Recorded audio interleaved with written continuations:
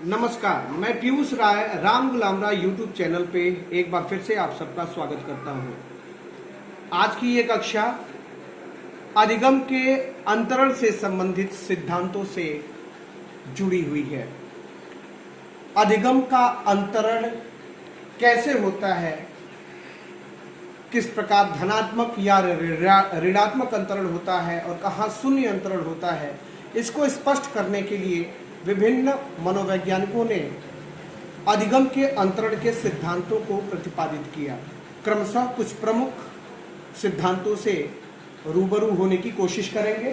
सबसे पहला सिद्धांत या सबसे प्राचीन सिद्धांत था मानसिक अनुशासन या औपचारिक अनुशासन का सिद्धांत। ये सबसे प्राचीन था।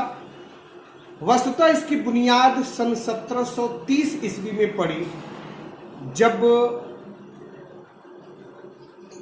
मनःशक्ति मनोविज्ञान अर्थात फैकल्टी साइकोलॉजी ने अंतरण की व्याख्या के लिए गंभीरतापूर्वक प्रयास आरंभ किए। इस मनोविज्ञान के जो मानने वाले मनोवैज्ञानिक थे, उनकी ये धारणा थी कि हमारी जो मानसिक शक्तियां हैं, जैसे कि स्मृति, प्रेक्षण, इच्छा, इन सब को यदि ठीक ढंग से निरंतर उन्नतशील ढंग से प्रशिक्षित किया जाए तो इनमें काफी सबलता आती है। ठीक वैसे ही जैसे अभ्यास के द्वारा हम अपनी मांसपेशियों को मजबूती देते हैं। इस मनोविज्ञान का तत्समय इतना प्रभाव हुआ कि अनेक शिक्षकों ने, अनेक ग्रीक, लैटिन, संस्कृत जैसे क्लासिकल विषयों तथा तर्क एवं चिंतन से संबंधित रीजनिंग या गणित जैसे विषयों के अध्ययन पे अधिक बल देने का प्रयास किया।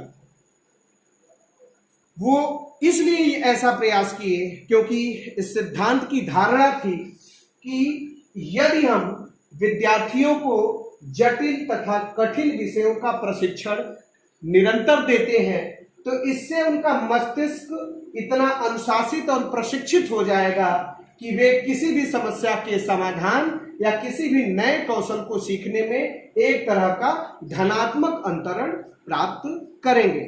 अर्थात जो जटिल और कठिन विषय हैं, उनको यदि हम बच्चे को बार बार अभ्यास करके उसमें अगर हम बच्चे को प्रशिक्षित कर देंगे तो इसका लाभ ये होगा कि उसके जीवन से संबंधित या उसके विषय से संबंधित, विषयों से संबंधित अनेक समस्याओं का समाधान सिर्फ इसलिए हो गया होगा क्योंकि उसने जटिल एवं कठिन मानसिक अनुशासन स्थापित किया है। इसीलिए शिक्षकों ने जो क्लासिकल सब्जेक्ट्स थे, जैसे कि ग्रीक, लैटिन, जैसे कि संस्कृत, इनके विषय पे, इनके अध्ययन पे बल दिया जिससे कि बच्चों की स्मृति क्षमता अच्छी हो। गणित और रीजनिंग पे बल दिया जिससे कि बच्चों की तर्क क्षमता अच्छी हो। और ये माना कि इसी के आधार पे वे अन्य विषयों से संबंधित समस्याओं का समाधान प्राप्त कर लेंगे। हालांकि ये सबसे प्राचीन सिद्धांत था जिसकी अनेक विद्वानों ने आलोचना भी की। प्रमुख आलोचकों में विलियम जेम्स और थॉर्नडाइक का नाम आता है। विलियम जेम्स, इन्होंने स्वयं पे परीक्षण किया। इन्होंने विक्टर हुगो नामक एक विद्वान की कविता को उठाया और उसकी 158 पंक्तियों को बार बार अभ्यास करके याद कर लिया। तत्पश्चात जॉन मिल्टन की कविता के कुछ अंशों को बारंबार अभ्यास करके याद किया। इसके बाद विलियम जेम्स ने पुनः हुगो की जो 158 पंक्तियों को याद किया था, उनको याद करना आरंभ किया। लेकिन ये पाया कि जो इनका दूसरा प्रयास था विक्टर हुगो की कविताओं को याद करने का, इन 158 पंक्तियों को याद करने में इनको पिछली बार, जो पहली बार इन्होंने 158 पंक्तियों को याद किया था, उसकी तुलना में अधिक समय लगा। तो इस प्रकार इस सिद्धांत का उन्होंने खंडन किया। थॉर्नडाइक महोदय, इन्होंने भी एक प्रयोग किया और उस प्रयोग के आधार पे इस सिद्धांत का खंडन किया। उन्होंने गणित, लैटिन एवं ग्रीक विषयों को पढ़ने वाले छात्रों का एक समूह बनाया और दूसरा समूह बनाया शारीरिक शिक्षा प्राप्त करने वाले छात्रों का, और उनकी तर्कणा क्षमता यानी रीजनिंग या तर्क क्षमता का परीक्षण किया। स्वाभाविक तौर पे जो गणित, लैटिन और ग्रीक भाषा के विद्यार्थी थे उनकी तर्क क्षमता अच्छी होनी चाहिए थी, लेकिन उन्होंने ये पाया कि शारीरिक शिक्षा और गणित, ग्रीक और लैटिन भाषा के जो विद्यार्थी थे, इन दोनों छात्रों या इन दोनों समूहों की जो तर्क क्षमता है वो लगभग समान थी। इस प्रकार इन दोनों विद्वानों ने अपने अपने प्रयोगों के द्वारा इस सबसे प्राचीन मानसिक अनुशासन या औपचारिक अनुशासन के सिद्धांत का खंडन किया। अब चलते हैं अगले सिद्धांत की तरफ, समरूप तत्वों का सिद्धांत। जो दूसरा सिद्धांत है यह है समरूप तत्वों का सिद्धांत। वस्तुतः एक प्रयोगात्मक अध्ययन किया गया था E.L. थॉर्नडाइक एवं वुड्सवर्थ के द्वारा, और उसी में इस सिद्धांत की नींव पड़ी, लेकिन इसके आधिकारिक प्रतिपादक माने जाते हैं E.L. थॉर्नडाइक महोदय, वही जिन्होंने उद्दीपक अनुक्रिया सिद्धांत का प्रतिपादन किया था। तो E.L. थॉर्नडाइक महोदय ने सन 1903 ईस्वी में इस सिद्धांत का प्रतिपादन किया था। इस सिद्धांत का आधार क्या है, यानी ये जो समरूप तत्वों का सिद्धांत है इसका आधार है अधिगम का सादृश्यता का नियम। सादृश्यता का नियम अधिगम के गौण नियमों में या सहायक नियमों में था, मुख्य नियमों में नहीं, ये ध्यान रहे। इस सिद्धांत में इन्होंने ये बताया कि जो अधिगम का अंतरण होता है वो हमेशा विशिष्ट होता है, सामान्य नहीं होता है।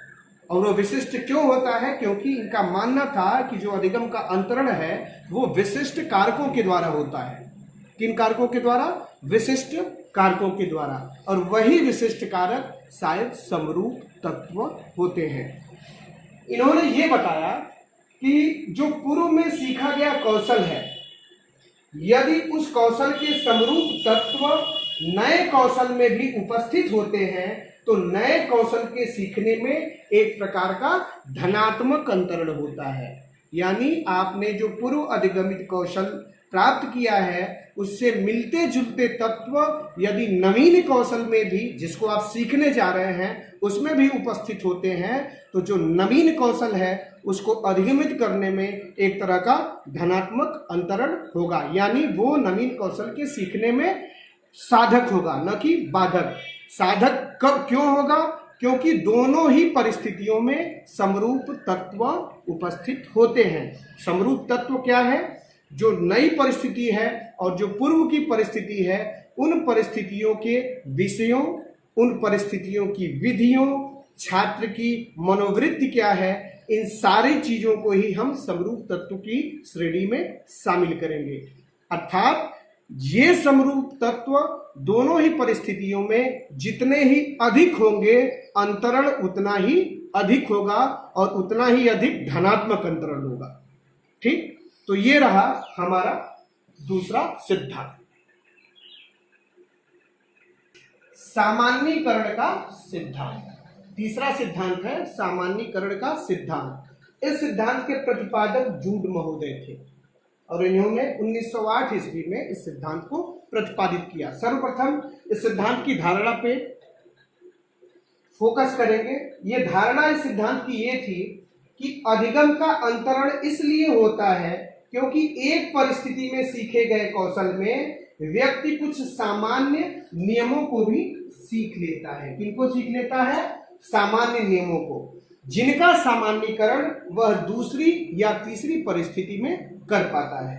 अर्थात अधिगम का अंतरण वो इसलिए बता रहे हैं कि अधिगम का अंतरण इसलिए होता है कि जब हम किसी कौशल को सीखते हैं तो उस कौशल के कुछ सामान्य नियम होते हैं, और जब हम दूसरी परिस्थिति में जाते हैं और वो सामान्य नियम या यदि वहां एप्लीकेबल होते हैं तो हम उन सामान्य नियमों को वहां पे योजित कर लेते हैं। फलस्वरूप हम अधिगम का अंतरण करते हैं। अपने इस सिद्धांत की पुष्टि के लिए जूड महोदय ने एक प्रयोग किया।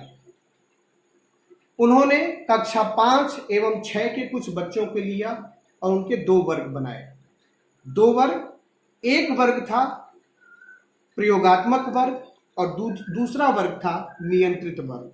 अगर आप प्रयोगात्मक विधि से परिचित होंगे तो आपको ये ज्ञात होगा कि उसमें एक प्रयोगात्मक वर्ग होता है जिसपे प्रयोगकर्ता प्रयोग करता है, और नियंत्रित वर्ग वो होता है जिसपे जिन्हें प्रयोगकर्ता संभाल के रखता है, और प्रयोगात्मक में समूह में जो वो जोड़ तोड़ करता है उसका क्या प्रभाव पड़ता है नियंत्रित समूह पे, इसी की वो जांच करता है।